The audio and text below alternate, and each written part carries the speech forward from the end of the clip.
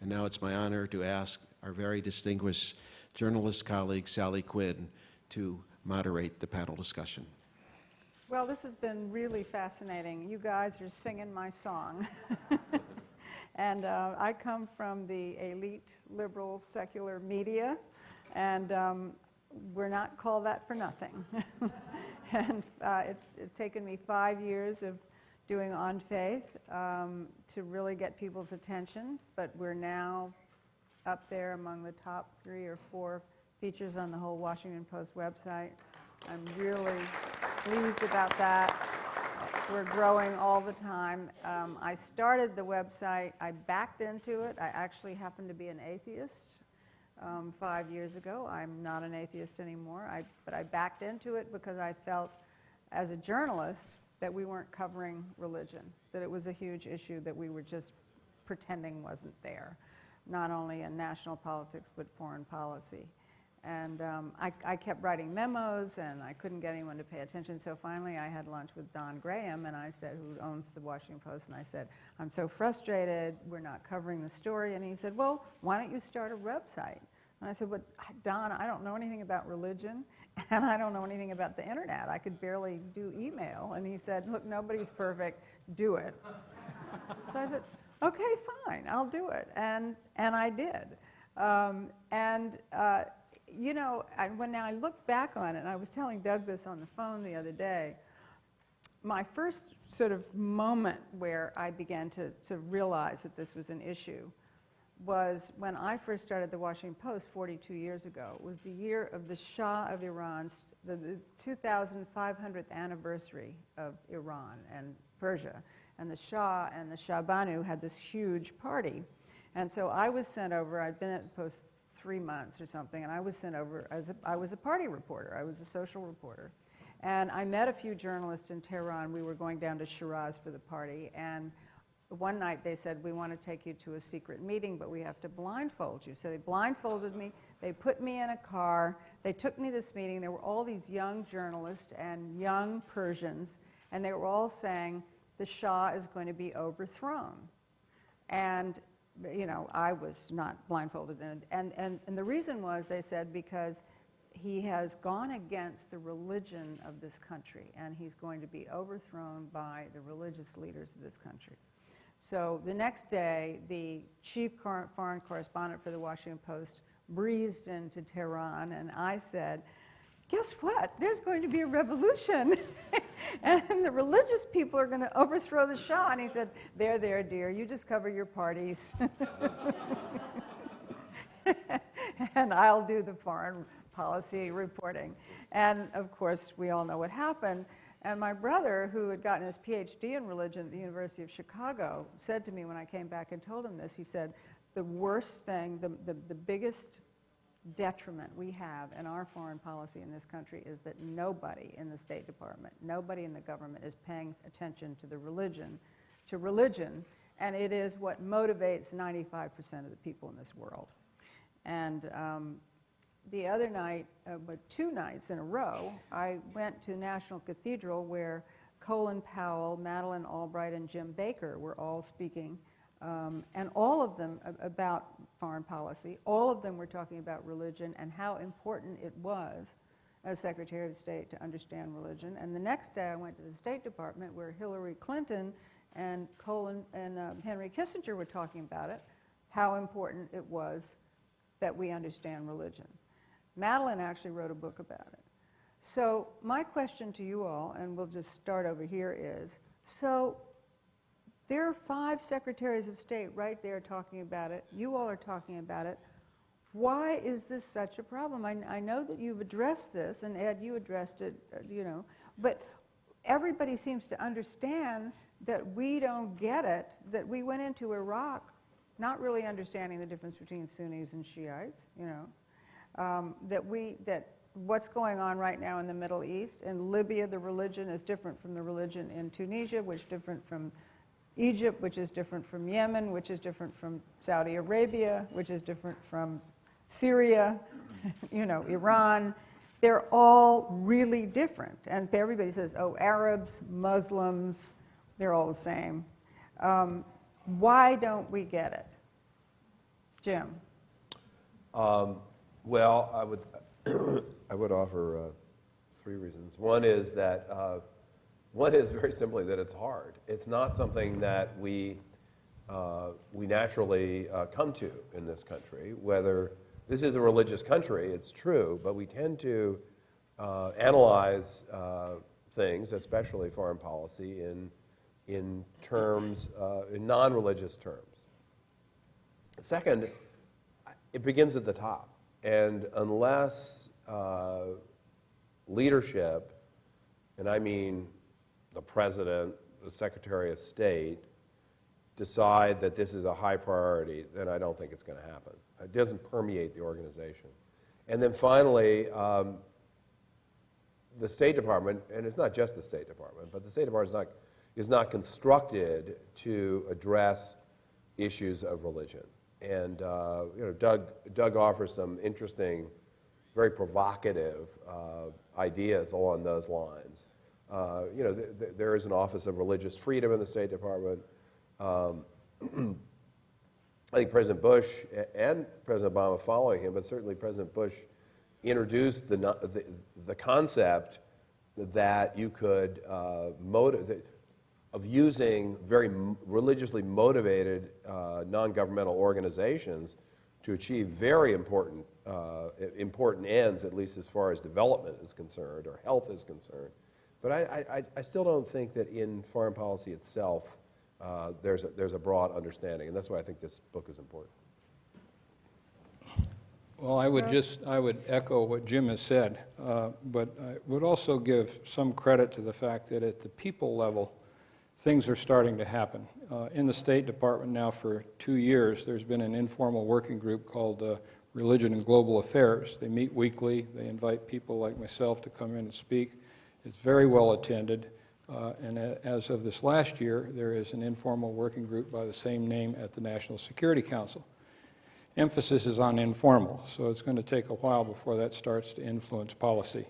But the institution itself, the State Department, is still tightly bound in its straitjacket of dogmatic secularism. It's almost as though to get in a high position, you need to have created a learned repugnance to dealing with anything to do with spiritual or religious in nature.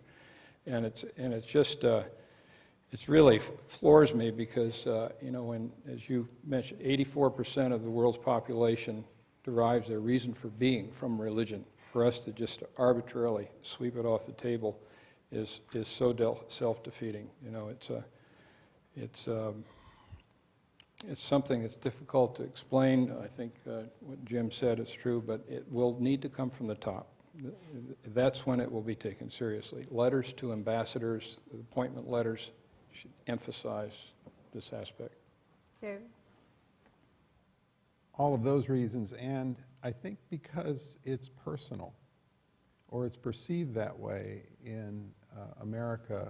Religion is a private matter, a personal matter, and it's something you avoid in mixed company. That's, I think, the default position of many people. Also because we don't know much about it. Surveys of people who claim they are actively Christian can't say much about the Bible, let alone any other faith. And so it's personal, and we're reluctant to engage with others for fear of getting into territory that's going to be uncomfortable. Ed? I agree with my colleagues. I think it's partially our own habit in this country of compartmentalization, which Doug mentioned earlier. And we compartmentalize religion, and that's not the same as thinking about foreign policy. And also, I don't think that we equate religion as a general topic as something that we need to understand about other people. Religion is a private matter for most people, but also our religion is the right one, and we know it's right, and so we don't consider that in the same terms as we think about other people having their religion. So I think it's this gulf that is particularly important as keeping us from doing the kinds of things that Doug is talking about in the book. Years before I started On Faith, I did a piece on religion in Washington just because I was kind of curious about a subject that there are all these churches and synagogues and temples and yet nobody ever talked about it. So I was talking to Bill Tully, who was here. He's now in New York, but he was here at St. Columbus, and so he said, well, you know, I occasionally will go to dinner parties and I wear my collar, and he said, when I wear my collar, no one talks to me.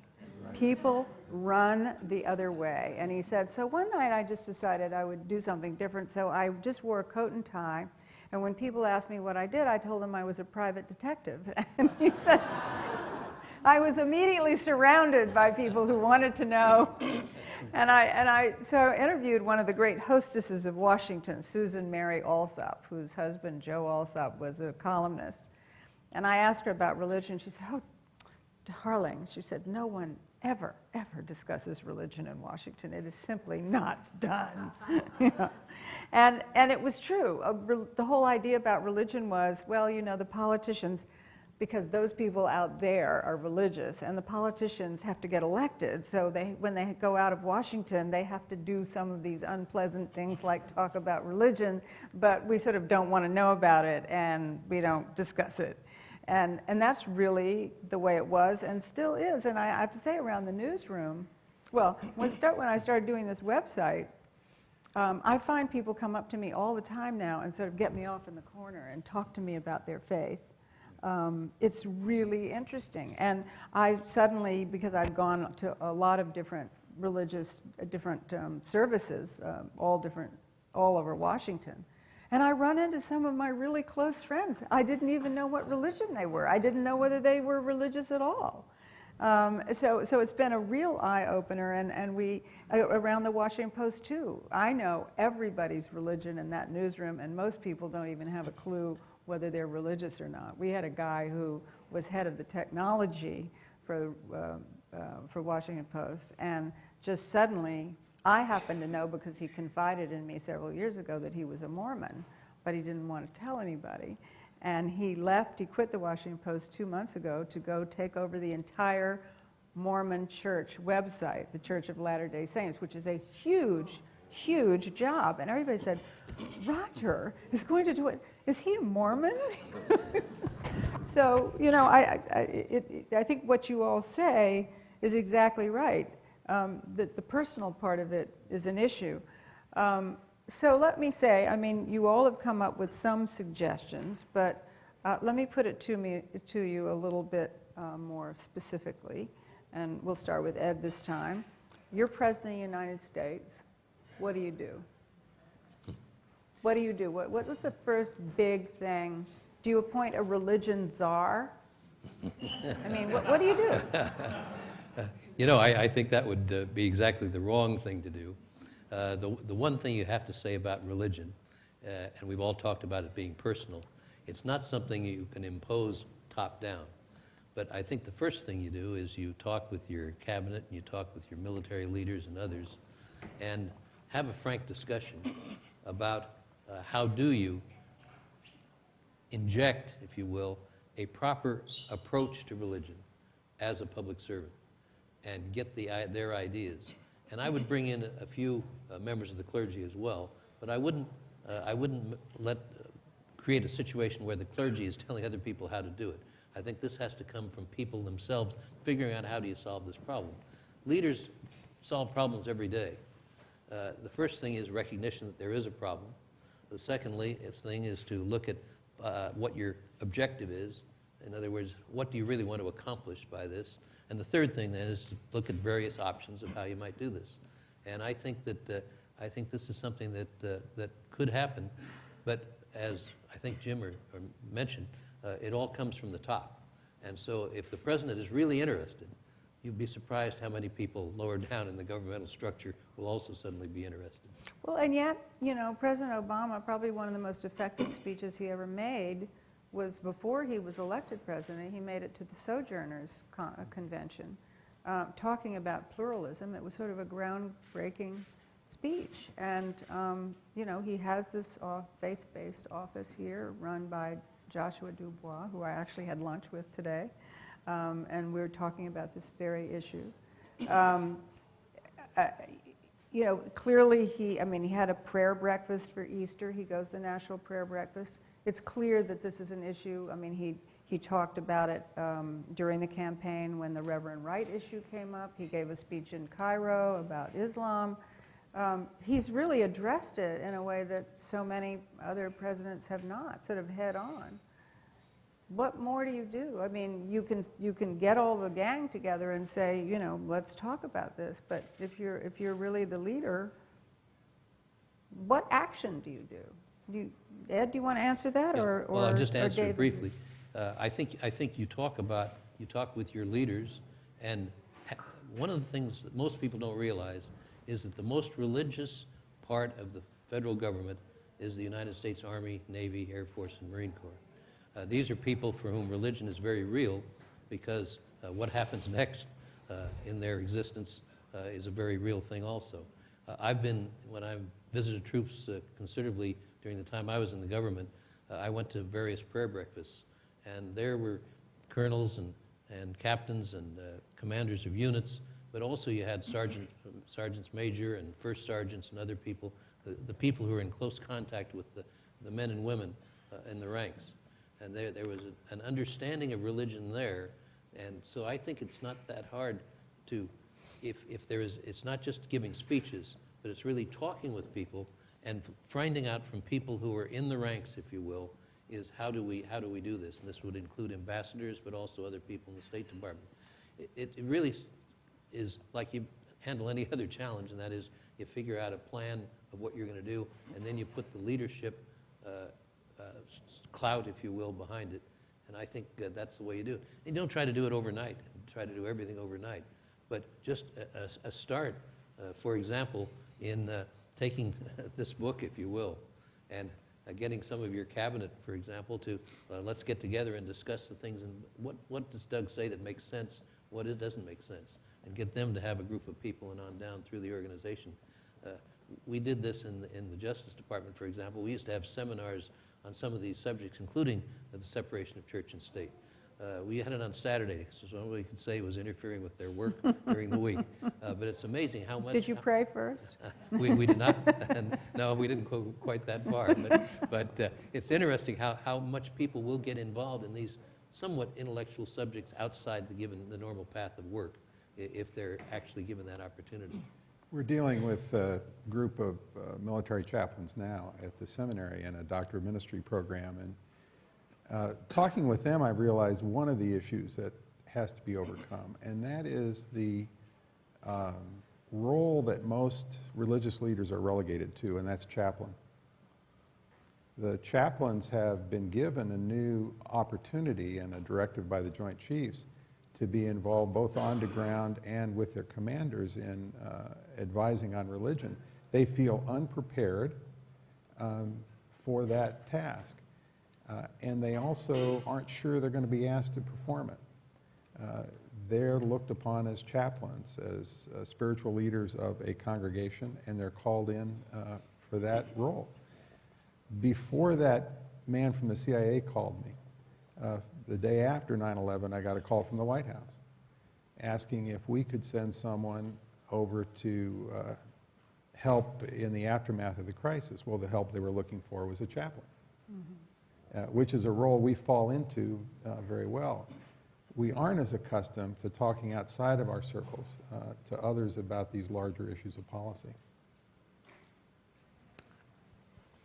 In direct response to your question, if I were a president, I would call in my Secretary of State and I would tell him or her that I want us to incorporate religious considerations into our practice of foreign policy. And in so doing, I want you, every appointment letter for every ambassador to emphasize this, and I want you to convey this to all of your people. It's not that they need to be religious. They just need to be informed about how to deal with religion. And we supposedly practice realpolitik in this country. Well, I ask you, what is a more honest definition of realpolitik? A vision that sees the world complete and whole, or one that's arbitrarily constrained by dogmatic secularism? And so I would just take leadership on that level in a very pragmatic way and start pushing in. As Ed says, you can't do it overnight. It takes a while. You did You sort of narrowed your focus to the military. I'm an Army brat, so I know what you're talking about. But did you want to go a little bit further than the military? Well, I think when religious leaders are called in by the White House or for others, it's to offer a prayer or to act as chaplain. The question is, how can those in the theological academy, how can practicing spiritual leaders of all faiths be engaged in some of the bigger issues and to be able to talk intelligibly with those who are dealing with foreign policy? I think many of them are prepared to do that, but that's not the role we're seen in usually. Jim? I think it's one thing for presidents and other officials to talk about the importance of religion, and I'm all in favor of that. But I think even more important would be to elevate people who can talk about religion with real authority, talk about faith with real authority, into important roles in the government. We don't really have that now. You know, I think what's going on in Muslim communities around the world is a dual struggle. One is a struggle for freedom between autocrats and people who want freedom and deserve freedom, and we're seeing that played out in Egypt and Tunisia and elsewhere. And the other is a struggle that involves a small group, that bloodthirsty group, intolerant group that's trying to take over a great religion. Well, in this second area, I can tell you that we have a hard time speaking with authority about that conflict. You know, it's hard to think of someone in government who could speak about that conflict and be respected in Muslim communities around the world. And so I think we need people like that. Now, they could be ambassadors. I mean, why not have the ambassador to I don't know, Egypt or Saudi Arabia be somebody who's a religious figure and not only understands faith from a Christian or Jewish point of view, but also Muslim faith. And we just don't have that right now. You know, Jim Wolfenson, who was head of the World Bank and also did a lot of conflict resolution in the Middle East, said, and he's Jewish, and said that he would meet with these Arab leaders and that they would have such respect for each other because the Arab leaders would not look at him as a Jew, but as another person of faith, and that they would immediately bond on that level, which was very helpful to him. But I'm just wondering specifically, several years ago I was invited to come up to Harvard. They had an On Faith Day, which I was really happy about, and there are 39 chaplains at Harvard. And one of their major complaints is that there's no religion major at Harvard, and that you can't, if you want to study religion, you have to go to the Harvard Divinity School, and a lot of the kids there don't want to because it's a master's and they're afraid they won't get great grades. And there's no religion department. And I was so stunned by that because I thought, how can you be really educated and informed if you don't understand religion? How can you study history and not understand religion? How can you study art or music or philosophy or English or anything and not understand religion? And so I think most people wouldn't send foreign service officers off to assignments without some sort of language. I mean, they send them to language school. And so you would think that there would be some kind of requirement to understand the religion of the country. I mean, certainly they have to study the economics of the country and the politics of the country. Would you be in favor of doing something like that, having a requirement? Yes, and actually there is some of that. Mm-hmm. There is some of that right now. What I would be in favor of is kind of deeper knowledge and real authority. Now, I don't think you can expect that from every foreign service officer, but I do think you can expect it from a few people who can have a real impact. So, you know, we're not, the United States is not in the conversation about the second conflict that I was talking about. I mean, we have no standing to discuss Islam in those terms. And, you know, why not? There are Americans who should have that, who in fact do have that standing, but they're not part of the governmental apparatus, and I think they ought to be part of it. Doug, what do you think about the idea of the sort of requirements for foreign service officers? Well, I would very much agree with what you're saying, and as Jim mentioned, there are some requirements right now, but it's probably it's inadequate, and one of the things we address in the book is what really is needed. And as one of the deans over at one of the local colleges once mentioned, he says, you know, a lot of people, our students, understand the difference between religion. What they don't understand is the power of faith to move to action, you know, and that's so very important. If I had my way, if I were king for a day, I would mandate that every high school in America teach a course, a required course on comparative religions, just so we can understand what the world's about. That's a whole other panel. That is. Sorry about that. David, how do you feel about the requirements for foreign service officers or for public figures? Well, if you started it from scratch, you'd be surprised that foreign service officers didn't have some fairly intense education in comparative religions. Easily as important as the other things that they study. But that's what I encounter as I meet some of these folks in church on Sunday morning, that they haven't had that training. And I think it would be exciting. It would also be a little dangerous because it would raise all of the issues of private religion, of church and state, and all the things that would bubble up. But I think it would be a wonderful exercise for this country to start talking about these openly, and not just in the explosive moments during presidential elections. Ed? You know, a part of it, I think, is again, leadership. And if you have people who kind of set the pace, and they are interested in this, and they're doing this, I'm talking about at the command level, not at the top level necessarily, you're going to find a lot of people. One of the most interesting things about this that I was thinking of is the movie Patton, which I consider one of the best leadership things. And you remember in that movie when you had these ladies from the Sunday school group or something were going there through Patton's quarters, and they see a Bible on the table next to his bed, and they said, "General, do you really read the Bible?" And he says, "Every blankety-blank day." Now, if that was known to the soldiers, there would be a lot of people reading Bibles. Okay, we have like, do we have time for one more quick question? Okay. We really don't have much time for long answers, but if you had to say what was the one religious issue or place or religion in the world globally that you think is probably the most dangerous or potentially explosive, what would you say,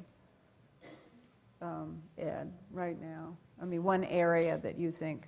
I think it is the lack of understanding of the Muslim religion and the debate in our country over whether it is fundamentally an evil religion per se, or whether there are, to use the vernacular, good Muslims and bad Muslims.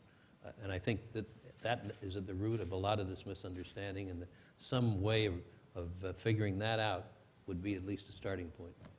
David? That, of course, more globally, maybe I'd identify the fundamentalism that is born of fear and the reactivity one finds, not just with regard to Islam, but Hinduism in many quarters, Buddhism, Christianity, the competing fundamentalisms. Yeah, I totally agree, but I also think that it's important to understand history and to really comprehend how over time, Islam had its heyday. It was a superpower for a long time. And then when they lost Spain in 1492, and then there was a continual eastward shrinking, and then following the fall of the caliphate and all the rest, colonialism, they have been backed into a corner to where they feel inherently defensive, and they're lashing out. That's what you do when you're backed in a corner.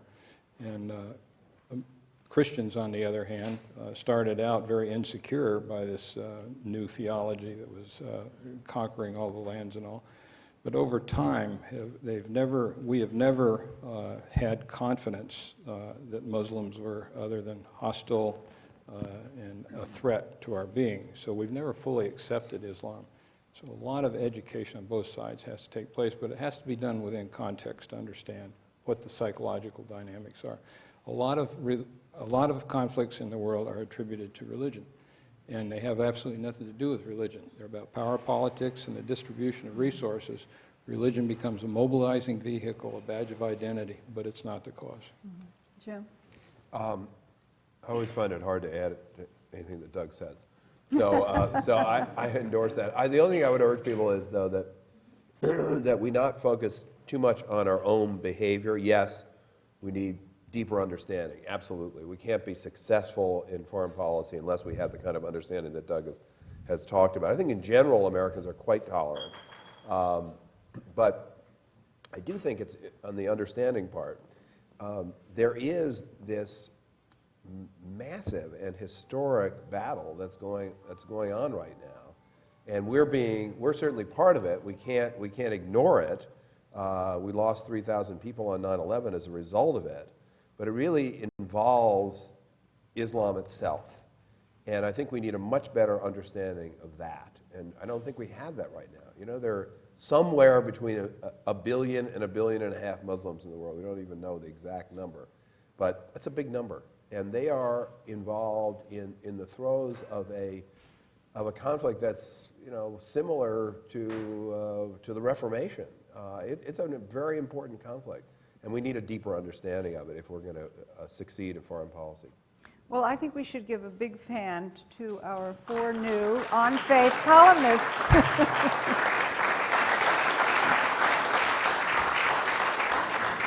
And if I could ask Sally, I don't know if there was anybody in this room before tonight who hasn't been reading On Faith, but I'm sure you've picked up many converts to On Faith tonight and will be reading it, and we thank you deeply for moderating. We allow time in the program for some questions and answers, some questions from the audience, and let's, if the panelists don't mind, why don't we set a limit of, I don't know, 10 minutes? And then I just, in case any of you were about to leave, in appreciation to all of you for coming, Doug has arranged for the book to be available for sale tonight at a special author's discount. It normally sells for $50. Tonight it'll be only $35, which is, I think, basically the cost to him. And he's passing that on at cost. And you'll get a bonus, which is you personally meet Doug and have your book autographed by him. But let's take, say, 3-4 questions. Short questions, no speeches. Yes, Arshad. I think it's Arshad. Yes. Yes. Excuse me. Thank you. My name is Arshad Mahmood, and I'm a journalist, and I'm a committee member which is hosting this program tonight. From Bangladesh. I'm from Bangladesh, a large Muslim majority country. I actually have some personal experience about dealing with American diplomats on these issues for a long, long time. And I think the problem is not that they are not informed or, you know, they can't explain. I think the problem is their arrogance. And, you know, they just go to any country and pretend that they know everything. And you must listen to them what they say. I think this is the biggest problem with the American diplomats. Arshad, my friend, what your question? The question is, do you think unless and until this perception of the United States being a kind of an anti-Islamist, unless it changes, nothing can work, whatever policies the government takes. Thank you. Actually, I'd like to comment on that because I spent a lot of my time fighting that notion. And I was actually quite surprised to hear President Obama the other night say that this notion that the United States is trying to destroy Islam is dissipating. I don't think there's much evidence that it is, although I certainly have an open mind. If it is, that's great. This is a very pernicious narrative. It's completely untrue, but it's very, very powerful. And in my opinion, the way to fight a pernicious narrative like that is not to say, you're wrong, look what we did in Bosnia, look, we have more than 2,000 mosques in the United States, people, It's fine to say that, but ultimately, when people begin to view the world through the prism of the West destroying Islam, it's not very effective. And that's why, in my view, the better way to approach this is through a deeper understanding, a kind of counter-narrative that involves what I was talking about before, these struggles that are going on within Islam. That's the true story of what's going on in the world today. There's a struggle for democracy. Freedom is universal. Arabs, Muslims deserve freedom as much as everybody else does, and they want freedom. And we're seeing that played out. And then the other struggle is the struggle to try to capture a great religion. I think that's a more powerful narrative. But you put your finger on a big problem, and I don't think it can be fought so easily in kind of a direct way. Yes. The other issue you put your finger on is the question of arrogance. And I'd have to say, I'm going to approach this from the standpoint of Christian virtue. I think one of the foremost Christian virtues is humility. And I'd like to see a lot more humility in the American public voice. Arshad, I thank you I call on you first because you always have a very good thought-provoking question, and I thank you. Hugh. My name is Hugh Grindstaff. Sally, your column is on faith. But yet, when you see someone like Terry Jones getting plastered all over all the news networks, but yet you don't see any kind of multi-religious gathering being publicized as much. How do we ever get past that type of thing when you have someone like Terry Jones bring the Quran who gets all the coverage? Well, that was a really interesting issue, Terry Jones. And at first, the press didn't cover it. And then it sort of leaked out. The local press picked it up, and then it was in one of the New York papers, and then suddenly it sort of snowballed into this big thing. I mean, the guy had 20 followers. I mean, he was a complete nutcase. But once something gets in the press, and then it gets on, because we now have to deal with the internet, it went completely crazy on the internet. So it then becomes a story, the story itself becomes a story. The story of the story becomes a story, and then you can't ignore it. But you will notice that after he did burn the Quran, there was very little mention of it. I mean, we didn't write about it. We deliberately decided not to write about it because people didn't want to foster, and the story leaked out, and 13 people got killed because of it. But these things are, I mean, it's like sex scandals. I mean, we don't necessarily go after sex scandals, but once they break and once they're all over the internet and once everybody's writing and talking about them, then it becomes part of the news and it becomes a story and it's hard to ignore. So, I mean, it's always a kind of question that we're dealing with every single day, not just about religion, but about many other issues as well. Doug, can I call on you, please? One of the things that's been mentioned here is this difficult polarization that we have with respect to Islam and Christianity. And if you ever listen to any of the nightly talk shows, the poison and venom that comes out of some of these right-wing commentators that just knock your socks off. And I think that in terms of what practically can all of us do to try to turn that around, well, the recommendation I have is, talk to your pastor about urging him to establish a relationship with the imam of the nearest mosque. And if he's willing to do that and work on him, get him to do it, and what you find is when that happens, you eventually get to the point where they have social gatherings together, and then you have congregants of each going to the other's place of worship, and the ultimate is when the imam comes and preaches a sermon in the church, and the pastor preaches a sermon in the mosque. And then you find that the whole attitude toward Muslims and the rest of it it's amazing when you look at the percentages of those who know a Muslim and what they think about Islam versus those who do not. It's dramatic. So we need to make the effort, and we can do it. We're up to it. I just add to that. Not all behavior is acceptable, even if it's based on a particular religious view. And the fact that Terry Jones did what he did was terrible, of course, but the fact that people are murdered as a result of it is also terrible. And I think that we're never going to get anywhere in what we want to achieve in foreign policy if more Muslims don't adopt the kind of critical thinking and tolerance that is being taught in madrasas as a result of the work that Doug is doing. You saw in that video discussion that Ozzy was leading about critical thinking.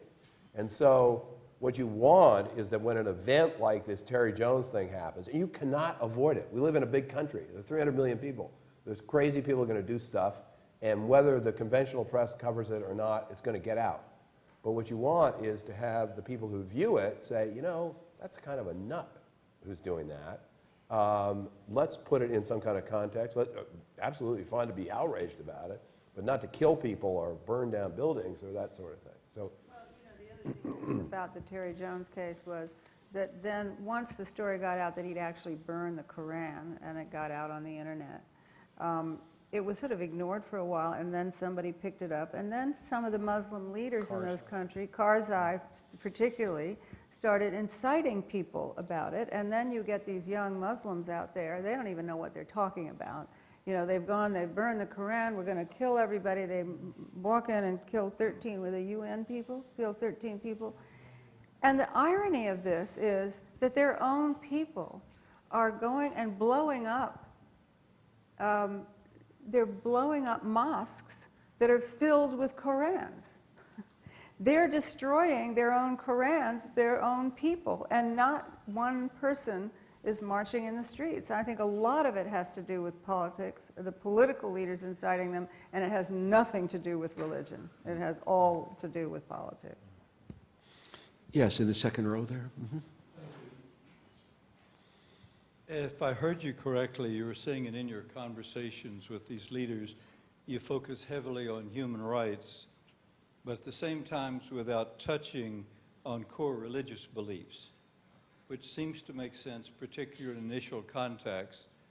But then there seems to be another prong missing still when you have so many problems with core beliefs like with a super race, that's a core belief, or God's chosen people, or a special destiny as a core belief leading to seeing the other people as of a lower order, become treated like animals, and then naturally with this disrespect and with the inhuman treatment, naturally you get protests, you get wars, you get series of wars, and it's because of a core belief. How can you deal with these core beliefs that are so destructive? Well, as I mentioned and you pointed out, we don't deal with the core beliefs in that sense of the word, but what we do is when we go into these discussions and are deep discussions about human rights and religious tolerance, we ground them in Islamic principles. We go back to their scripture and we show exactly how that is so supportive. And that's why you have this terrorist commander saying, for the first time in my life, I have sensed the soul of the Holy Quran. Now here's somebody who's been studying and teaching it for 26 years, you know, and yet he can be changed if he's able to see, you know, in a context in which religious legitimacy trumps all. The best antidote for religious ignorance is religious understanding. And it's there in all of our sacred texts. All of these world religions are about neighborly concern and the betterment of humanity. And we need to hold our religious leaders accountable for that. Thank you. We have time for one more question. It's a hard one to, yes, go ahead. Good evening. My name is James Patton. I'm actually with the State Department, and I actually hold a master's in divinity. So when I hear you all talking about elevating faith and elevating individuals to high levels in the government based on their faith, how do you quiet the very real fears that that won't be a vehicle for belief and doctrine of leaders that come in to the government to push their doctrinal convictions, which oftentimes include proselytizing and other things, onto non-believers or other different believers? Yeah, I think there certainly is a concern, but you know, there's an analogy, let's say, with political beliefs. I mean, you can have someone who's a State Department official who understands politics and policy deeply, but if that person is out pushing his own or her own political line, and that may happen, you know, that's a dereliction of duty. So what I'm talking about is someone who can speak about religion and faith with authority, that it's something in which he or she is really steeped and understand, as it sounds like you are with your degree. I think that's what we need. But you know, it's a concern that somebody's going to be out there proselytizing or trying to change somebody's religion. But you know, that it's always there, that kind of concern. You had a little bit of that at the Air Force Academy when people were trying to start proselytizing, and the blowback was pretty significant, to the point where there's a change in leadership and all sorts of things. It's still going on, too. Well, certainly not like it was. No, but still. I think the answer was given here in the discussion earlier with the two concepts. One is humility, and the other is respect for others. And I think that's really the antidote. Wow, the Press Club is, I think, 104 years old. I've been a member since 2004 when I returned from a career abroad for AP, and I can't recall a more memorable, thought-provoking, intellectually stimulating night than this event. And once again, I'm very grateful to Doug, to the entire panel, and to Sally, and mostly to all of you for coming. I think it's a great tribute to Doug and the panelists that although we've gone nearly a half hour over, in my time standing here, I haven't seen one person leave early. So thank you for coming. Doug is going to be available. I think the other panelists might be for a few minutes if you want to come over and continue the exchange. But as we say at the Press Club, this meeting is adjourned.